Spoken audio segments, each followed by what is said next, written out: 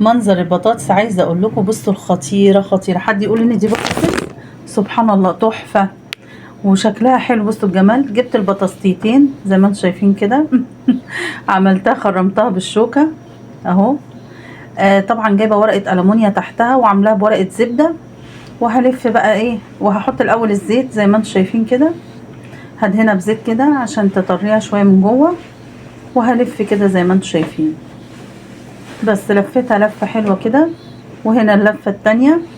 وهم بقوا بالشكل ده. هحطهم بقى، انا عندي شوايه بصراحه هحط فيها بدل ما احطهم في الفرن على كل ده يعني.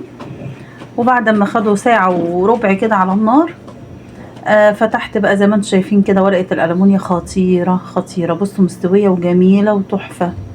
لازم تجربي البطاطس دي. خطيره. وعلى فكره يعني ممكن الواحده دي بس تاكل اتنين. انا يعني عايزه اقول لكم انها بتلكم. حطيت هنا مكعب زبده كده زي ما انتم شايفين.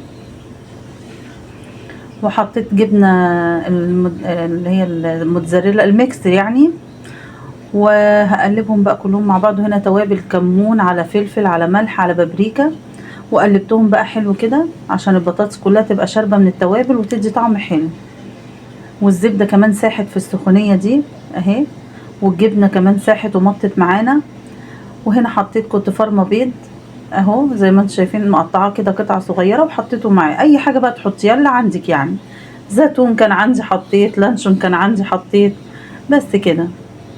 بصوا خطيره. وهنا بقى فوق الوش المايونيز بقى بالكاتشب.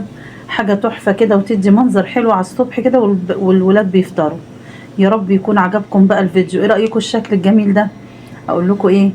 باي باي.